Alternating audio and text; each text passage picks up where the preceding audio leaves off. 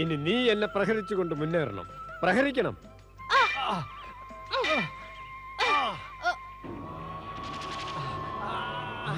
ഇതിനെ താങ്കൾ സൂക്ഷിക്കുക ഗുരുദേവ.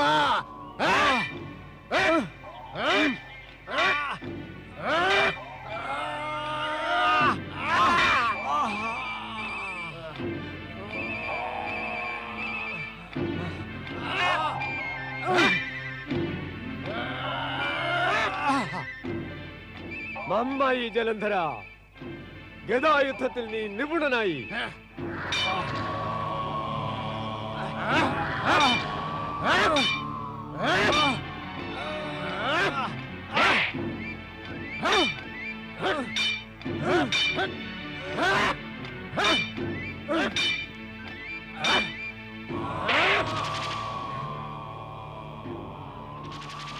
നീ കേവനാണ് ജലന്ധര. ദൂരെ ആ കുടം കാണുന്നില്ലേ? അതിൽ വരച്ചു ചേർത്തിട്ടുള്ള കണ്ണ് നിന്റെ ലക്ഷ്യമാണ്. ലക്ഷ്യം ഭേദിക്കൂ.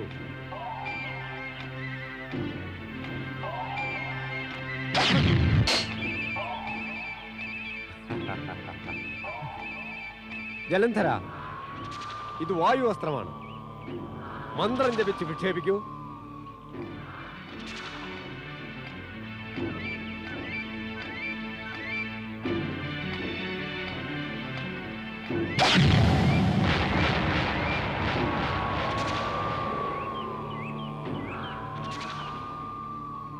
ഇത് ആഗ്നേയാസ്ത്രമാണ്. വിക്ഷേപിക്കുക.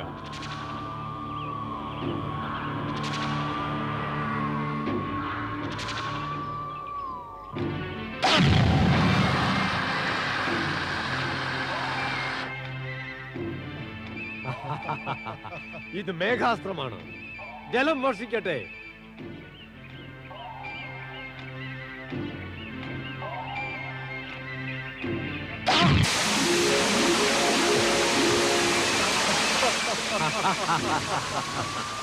നീ ഇപ്പോൾ ശസ്ത്രവിദ്യയിൽ പാരംഗതനായി. അങ്ങയെപ്പോലുള്ള ഗുരുവിനെ ലഭിച്ചാൽ ആരും പാരംഗതനാകും. വേഗം തന്നെ നിന്റെ വിജയയാത്ര ആരംഭിക്കും ജലന്ധര. ദേവർഷിക്ക് സ്വാഗതം. വന്നാലും ദേവർഷി. ദേവർഷിയുടെ ആഗമനത്തിൽ അന്തരീക്ഷം ആനന്ദമയമായി തീരുന്നു. ദേവഗുരു, സ്വർഗാന്തരീക്ഷം ആനന്ദമയമായിരിക്കാം, പക്ഷേ ഭൂമിയിൽ ഒരു പുതിയ ആപത്തുണ്ടായിരിക്കുന്നു. എന്താ ആപത്ത് ദേവർഷി? ദേവരാജ, താങ്കൾ ഗുരുവിന്റെ മഹിമ അറിഞ്ഞു. അത് മംഗളകാര്യം തന്നെ. പക്ഷെ താങ്കളെ പ്രതി അവധൂതനോട് ചെയ്ത തെറ്റായ പ്രവൃത്തി മൂലം അവധൂതേശ്വരൻ ജലന്ധരൻ എന്നു പേരായ ഭയങ്കര ദൈത്യരാജനെ സൃഷ്ടിക്കുവാൻ നിർബന്ധിതനായി. ദൈത്യരാജൻ? ജലന്ധരൻ? അതെ ദേവരാജ. ദൈത്യഗുരു ശുക്രാചാര്യൻ അവനെ 3 ലോകങ്ങൾക്കും അധിപതിയാകുവാൻ പ്രേരിപ്പിച്ചിരിക്കുന്നു. അദ്ദേഹത്തിന്റെ പ്രേരണയാൽ വേഗം തന്നെ സ്വർഗത്തെ ആക്രമിക്കുകയും ചെയ്യും. സ്വർഗത്തെ ആക്രമിക്കുമെന്നും? പക്ഷെ എന്തിനാക്രമിക്കണം? ദേവരാജ, ദേവഗുരു ബൃഹസ്പതി അങ്ങേ ശിവകോപത്തിൽ നിന്നും രക്ഷിച്ചു. പക്ഷെ സ്വന്തം നാക്കുകൊണ്ട് പറഞ്ഞ അപശബ്ദങ്ങളിലും ദുർവ്യവഹാരങ്ങളിൽ നിന്ന് താങ്കളെ ആര് രക്ഷിക്കും? പക്ഷെ ദേവർഷി, ആ പ്രശ്നം സമാപ്തമായതല്ലേ? നാരായണ നാരായണ, താങ്കൾക്ക് തോന്നും പ്രശ്നം സമാപ്തമായെന്ന്. പക്ഷേ വിധിയുടെ വിധാനത്തിൽ അങ്ങനെയല്ല ദേവരാജ. പിന്നെ എങ്ങനെയാണ് ദേവർഷി? ദേവരാജ, വിധിയുടെ വിധാനത്തിലെ അചഞ്ചല നിയമമാണ് ഒരാളാൽ പറയപ്പെട്ട ദുർഭാഷണം, ചെയ്യപ്പെട്ട ദുഷ്പ്രവൃത്തി അയാളെ പിന്തുടരുന്നു. എന്ത്? ദുർഭാഷണം, ദുഷ്പ്രവൃത്തി പിന്തുടരുമെന്നോ? അതെ ദേവരാജ, എപ്പോഴും പിന്തുടരുന്നു. എവിടെന്ന് ഉത്ഭവിക്കുന്നുവോ അവിടെന്ന് തന്നെ യാത്ര ആരംഭിക്കുന്നു.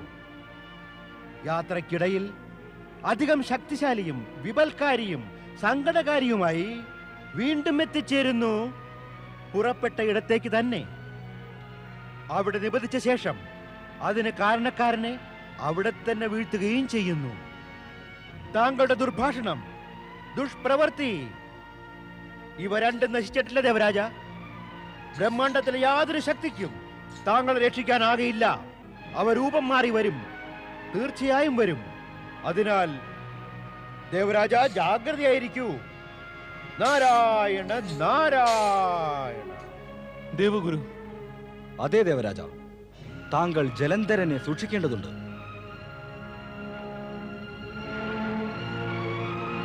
നാരായണ നാരായണ നാരായണ, ശ്രീമൻ നാരായണ നാരായണ നാരായണ, നാരായണ നാരായണ നാരായണ, ശ്രീമൻ നാരായണ നാരായണ നാരായണ.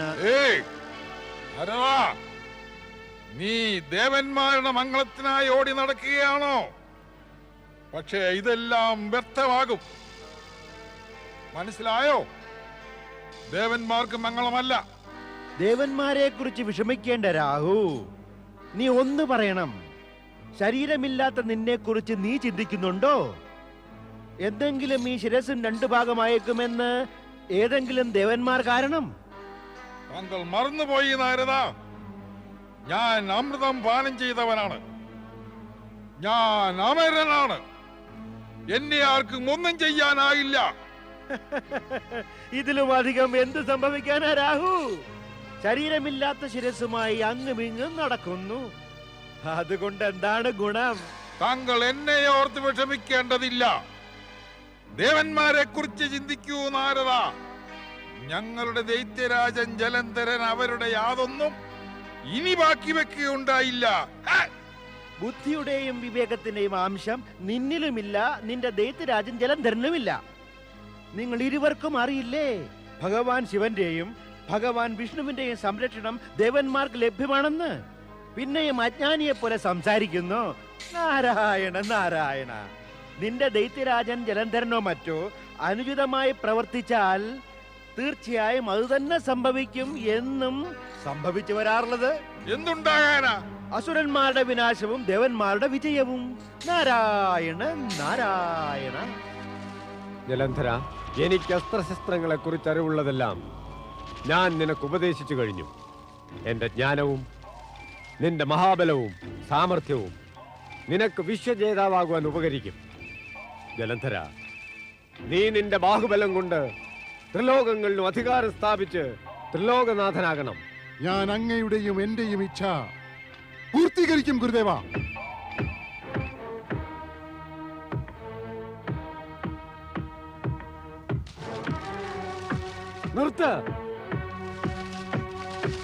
നിർത്താൻ! എന്താണ് ഈ ചെയ്യുന്നത്? പച്ച പിടിച്ച വൃക്ഷങ്ങൾ മുറിച്ച് പ്രകൃതിയെ നശിപ്പിക്കുകയാണോ? സ്വന്തം കാര്യം നോക്കി പോയിക്കൊള്ളുക ഇവിടെ നിന്ന്. ദുഷ്ടന്മാരെ, അനുചിതം പ്രവർത്തിക്കുന്നു, അനുചിതം പറയുന്നു. നിങ്ങളുടെ ഈ പ്രവൃത്തി ലോകത്തിന് മുഴുവൻ ദോഷമാണ് വരുത്തി വെക്കുന്നത്. അനുസരിച്ചില്ലെങ്കിൽ ശിക്ഷിക്കാൻ ഞാൻ മടിക്കില്ല. എന്തിനാ ശബ്ദം വെക്കുന്നത്? ഈ മരങ്ങൾ മുറിച്ചാൽ തനിക്ക് നഷ്ടം. ഇതുകൊണ്ട് എനിക്ക് മാത്രമല്ല, ലോകത്തിന് മുഴുവൻ നഷ്ടം സംഭവിക്കും. വൃക്ഷങ്ങൾ മുറിച്ചാൽ വായുവിന്റെ ശുദ്ധി നഷ്ടമാകും, അന്തരീക്ഷം ദുഷിക്കും. അങ്ങനെ പ്രകൃതി വിഭവങ്ങളും സമ്പത്തും നഷ്ടമാകുന്നു. പ്രാണികളും പക്ഷിമൃഗാദികളും മരിച്ചു പോകുന്നു. മനുഷ്യർക്കും അകാല മൃത്യു സംഭവിക്കുന്നു. ഹേ വയസ്സ, അകാല മൃത്യു തനിക്കാണ്. തന്റെ പണി നോക്കാൻ ഞങ്ങളുടെ പണിയും. ദുർബുദ്ധി, ഇതിന്റെ പരിണാമം അറിയാമോ? പരിണാമം ഞങ്ങൾ നിനക്ക് കാണിച്ചു തരാം.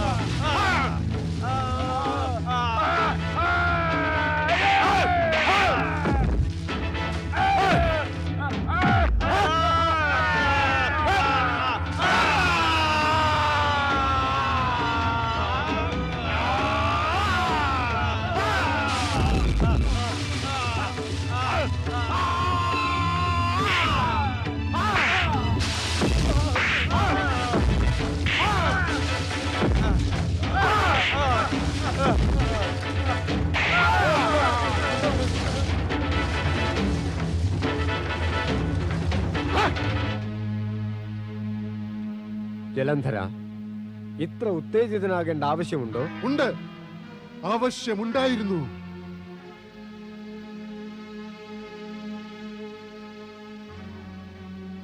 ഉണ്ട് ഗുരുദേവ, ആവശ്യമുണ്ടായിരുന്നു. എനിക്ക് ജീവിതം നൽകിയ ഗുരുവിന്റെ ജീവൻ അപകടം നേരിടുമ്പോൾ ഞാൻ കയ്യും കെട്ടി നോക്കി നിൽക്കണമെന്നാണോ? ഇല്ല, ഒരിക്കലുമില്ല ഗുരുദേവ.